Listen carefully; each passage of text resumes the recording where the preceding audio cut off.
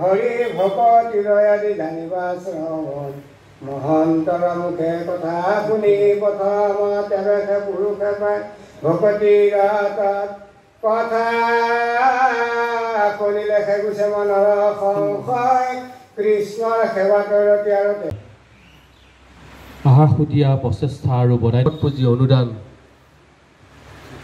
আমি এই উত্তৰ কমলাবাৰী সত্ৰ যোৰহাটস্থিত শাখাটি সম্পূৰ্ণ কৰিব পাৰিলোঁ আৰু আজি এই উত্তৰ কমলাবাৰী সত্ৰৰ শাখা সত্ৰৰ কীৰ্তন ঘৰৰ গুৰু আসন প্ৰতিষ্ঠা আজি শুভ দিন। এই শুভ দিনলৈ আপোনালোক সমস্তকে আমি দুহাত গীতাঞ্জলি কৰি ভক্তিভৰা সেৱা নিবেদন কৰিছোঁ। ডাঙৰীয়া তেখেতে আজি কীৰ্তন ঘৰৰ আসন প্ৰতিষ্ঠাৰ শুভক্ষণত লগতে উত্তৰ কমলাবাৰী সত্ৰৰ দুখন চহৰৰ দুগৰাকীকৈ সন্মানীয় ব্যক্তি আছে। তাৰ পূৰ্বে উত্তৰ কমলাবাৰী সত্ৰৰ হৈ অতি আদৰৰ কাজিৰঙা সমষ্টিৰ সন্মানীয় সাংসদ আমাৰ সকলোৰে শ্ৰদ্ধাৰ অতি মৰমৰ কামাখ্যা প্ৰসাদ ডাঙৰীয়াক এখনি চেলেং আদৰণি জনাইছে। ইয়াৰ পিছত আমি আদৰণি জনাব বিচাৰিছোঁ আনন্দ কলিতা দেৱক। তেখেতক আদৰণি জনাবলৈ দীপক বৰুৱা ডাঙৰীয়া উত্তৰ কমলাবাৰী সত্ৰৰ এজন শিল্পী প্ৰাক্তন সম্পাদক, তেখেতক আমি আদৰণি জনাবলৈ অনুৰোধ জনাইছোঁ। আমাৰ মাজত চেনেহৰ চেলেঙেৰে আদৰণি জনাব বিচাৰিছোঁ অধ্যাপক মণিৰাম বৰগায়ন দেৱক। তেখেতক আদৰণি জনাব মণিৰাম বৰগায়ন দেৱে। অপূৰ্ব শৰ্মা ডাঙৰীয়া, তেখেতকো আদৰণি জনাবলৈ দীপক বৰুৱাক অনুৰোধ জনাইছে।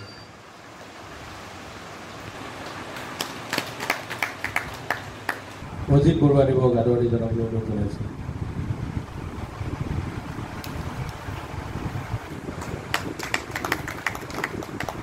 ইয়াৰ পিছতেই এগৰাকী প্ৰেৰণা স্বৰূপ সত্ৰাধিকাৰ শ্ৰী জনাৰ্দন দেৱগোস্বামী ডাঙৰীয়া আৰু জ্যেষ্ঠ সন্মানীয় বহুকেইগৰাকী ভকত আমাৰ মাজত বহি আছে।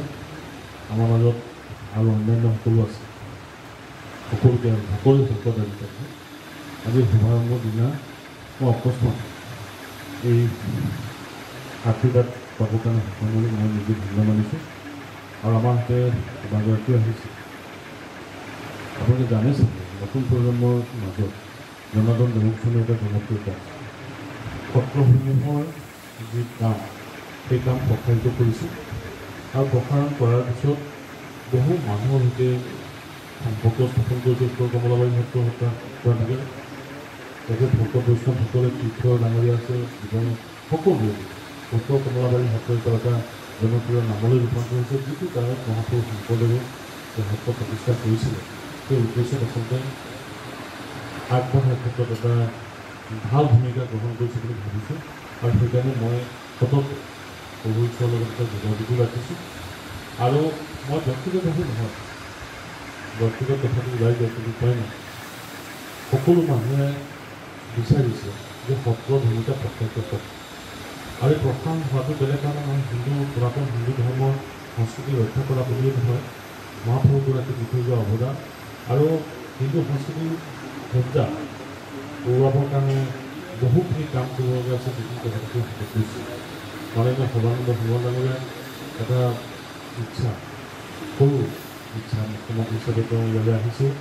এই ভৰ্তি তেওঁ ব্যৱস্থা কৰিছে আৰু নিজৰো আচলতে প্ৰভু ঈশ্বৰৰ নিজৰো ইচ্ছা আছে। সত্ৰ বহুত সত্ৰ আছে, সকলো সত্ৰতে মোৰ এটা অনুৰোধ আছে যে তেখেতসকলে যেন এই সময়ছোৱাত তপন গগৈ ডাঙৰীয়া আমাৰ মাজত এই অনুষ্ঠানটোত অৱদান আগবঢ়াইছে। আমি এটা নিমিত্তহে আচলতে আপোনাৰ ভূমিকাটোৰ কাৰণেহে আমি এইটো পাবৰ কাৰণে কৰিছোঁ আৰু তাতকৈ ডাঙৰ কথা হৈছে ঈশ্বৰৰ মাহাত্ম্য থকা কথাটো স্বীকাৰ কৰি লোৱাৰ কাৰণেহে আচলতে আমি এই সত্ৰৰ লগত জড়িত হ'ব কাৰণে সুবিধা পাইছোঁ মই পৰিয়ালৰ সকলোকে মই ধন্যবাদ জনাইছোঁ আৰু আমি মই প্ৰভুশ্বৰ বৰ্তমান প্ৰভোজনী দিছোঁ আপোনালোকে জানিছে যে ইয়াত নাম গুণ হওক আৰু সত্ৰত যেতিয়া নাম প্ৰসংগ হ'ব এইটো অনলাইন হ'ব সকলো মানুহে শুনিব পৰাকৈ চাব পৰাকৈ ব্যৱস্থা হ'ব তাৰ লগে লগে বৰগীতৰ পৰা আৰম্ভ কৰি সত্ৰীয়া নৃত্য লগত জড়িত বিভিন্ন বিষয়বিলাকৰ এটা প্ৰতিযোগিতা হ'ব নতুন যিসকল প্ৰজন্ম আছে তেওঁলোকৰ মাজত ইতিমধ্যে বিভিন্ন ধৰণৰ প্ৰশিক্ষণ হৈ আছে কিন্তু এটা মানদণ্ড নিৰীক্ষণৰ ব্যৱস্থা হ'ব এইখিনি কথা আপোনাক মই অনুৰোধ জনাইছোঁ আৰু যোৰহাট চহৰৰ মাজমজিয়াত আপুনি যি উদ্যম দেখুৱালে এই উদ্যমৰ কাৰণে মই আপোনাক বহুত বহুত ধন্যবাদ জনাইছোঁ আৰু সকলো ইয়াত উপস্থিত আছে মই বেছি দিনলৈকে নকওঁ মই মাত্ৰ এই কথাই কৈছোঁ যে আপোনাৰ যিটো আশাবলীয়া প্ৰচেষ্টা এই প্ৰচেষ্টাত কোনো মানুহ সহযোগিতা নিশ্চয়ভাৱে কৰিছে আৰু সুযোগ কৰিব আৰু আমিও ব্যক্তিগতভাৱে আপোনাৰ লগত আমি কাম কৰাৰ প্ৰেৰণা হৈ আপোনাক প্ৰেৰণা যোগাবৰ কাৰণে আমি পিছফালৰ কথা নিশ্চয় থাকিম তাছতে ইফালে মোক কৰিলে হ'লে ভাল আছিলে